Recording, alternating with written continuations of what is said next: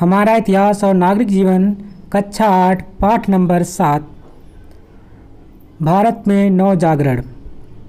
ये आपका पाठ नंबर 5 है और इस पाठ में हम लोग महान समाज सुधारक राजा राम मोहन राय के बारे में जानेंगे। तो आइए वीडियो की शुरुआत करते हैं। आज से 200 साल पहले सारा देश कुसंस्कारों और कुरीतियों का अखाड़ा बना हुआ था। अत्याचारों से गरीबों और अनाचारों से महिलाओं का दम घुट रहा था। सती दाह की अग्नि धू-धू करके मनुष्यों का उपहास कर रही थी। उस प्रगाढ़ अंधकार में राम मोहन राय का जन्म 1774 में हुगली जिले के राधानगर गांव में हुआ था। बचपन से ही राम मोहन को फारसी पढ़ाने के लिए घर पर एक मौलवी नियुक्त कर दिया गया था। एक बार की बात है,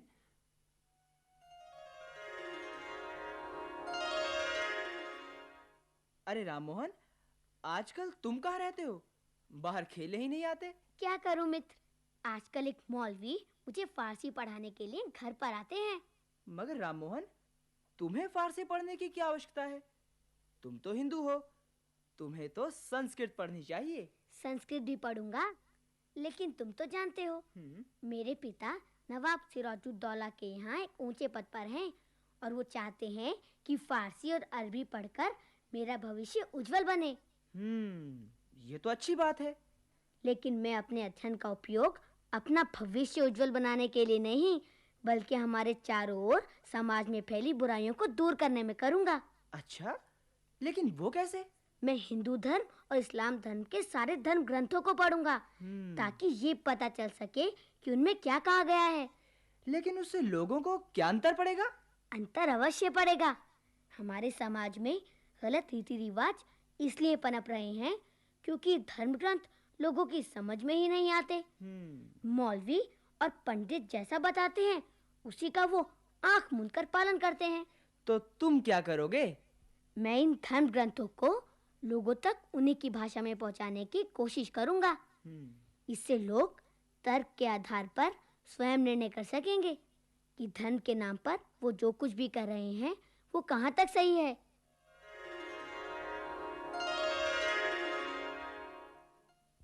राम मोहन राय ने लगभग 16 वर्ष की अवस्था में ही धर्म ग्रंथों का गंभीर अध्ययन कर लिया।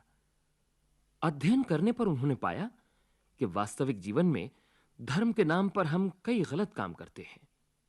बस फिर क्या था, राम मोहन राय ने भी धर्म के नाम पर की जाने वाली ऐसी हर बात का विरोध करना शुरू कर दिया जिसका धर्म ग्रंथों में कहीं उल्लेख न था।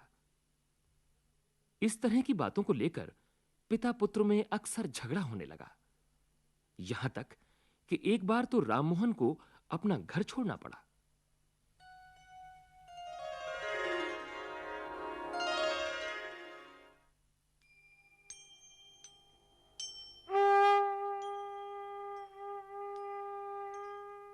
राम राम राम राम। अजी, मैंने कहा ये तुलसी की बनी माला अभी कितनी देर और जपनी है? राम राम राम राम राम। क्यों, क्या हुआ? हमारे बेटे राम मोहन की वजह से तो गली मोहल्ले के लोगों ने हमारा जीना दूभर कर दिया है। राम राम राम राम। तो क्या राम मोहन की शिकायत तुम्हें भी सुननी पड़ी?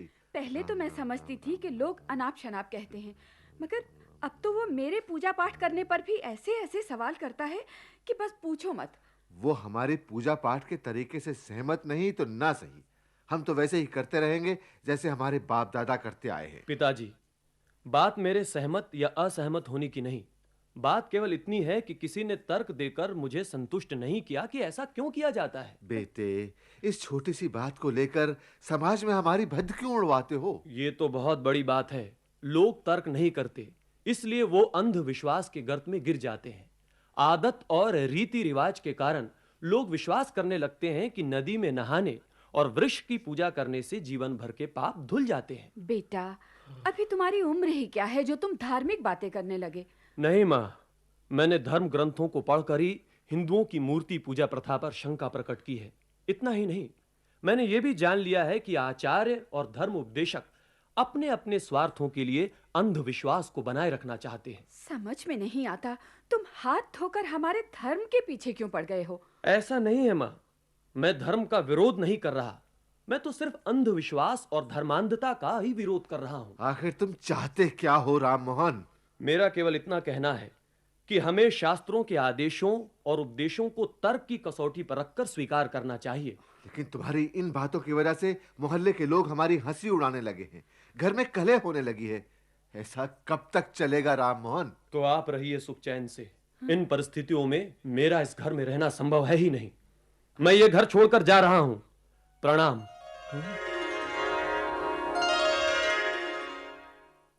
घर से निकलने के बाद भिन्न-भिन्न प्रदेशों का भ्रमण करके राम मोहन ने अनेक भाषाएं सीखीं और अनेक धर्म ग्रंथों का अध्ययन किया। राम मोहन ने अरबी और फारसी का अध्ययन पटना में किया।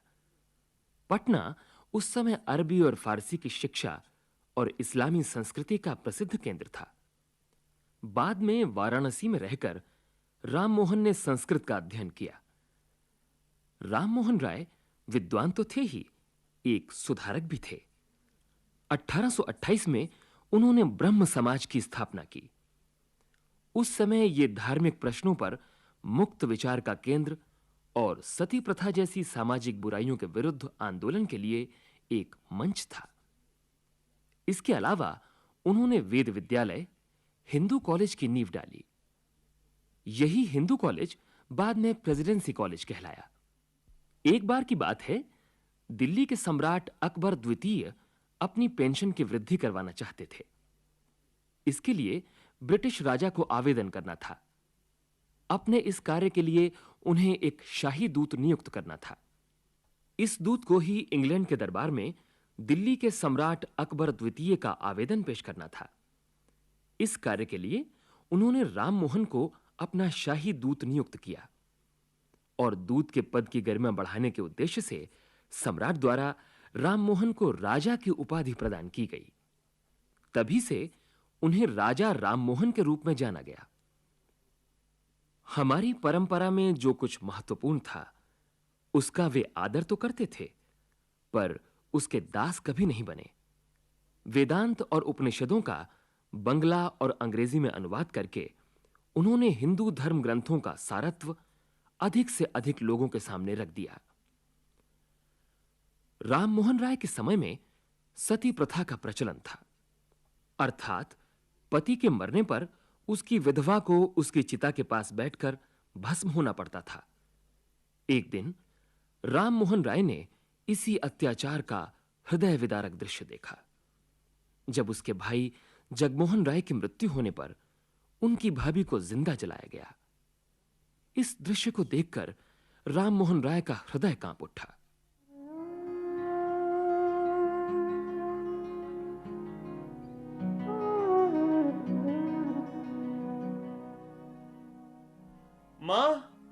मां, मेरे भैया की चिता के साथ भाभी को जीवित जलाना, ये अत्याचार तुम कैसे सहन कर सकती हो? दुख तो हमें भी हो रहा है बेटा, लेकिन क्या करें, हमारी प्रथा ही ऐसी है। पति के मरने के बाद पत्नी को उसके साथ सती होना पड़ता है। ऐसा हमारे धर्म ग्रंथों में लिखा है। नहीं मां, ऐसा किसी भी धर्म ग्रंथ में नहीं लिखा है। इस अत्याचार को मत होने दो मां। मत देखो तो सही, अपने आप को धर्मात्मा कहने वाले लोग भाभी को कैसे पकड़ कर ले जा रहे हैं। ये तो सरासर हत्या है, हत्या। इसे रोको मां, इसे रोको मां।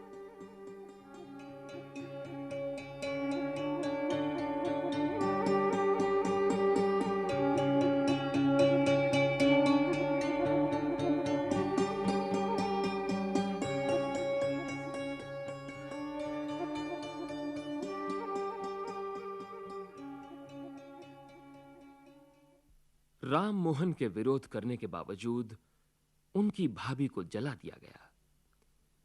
इस घटना पर राम मोहन इतने दुखी हुए कि उसी समय उन्होंने इस प्रथा को समाप्त कराने की प्रतिज्ञा कर ली। बाद में सती प्रथा विरोधी कानून को लागू करवाने के लिए उन्होंने ब्रिटिश संसद को याचिका दी और इंग्लैंड की यात्रा की। बाद में उनके प्रयासों से सरकार ने इस प्रथा पर अंकुश लगा दिया और 1817 में सती प्रथा विरोधी कानून को लागू करने के आदेश जारी कर दिए। .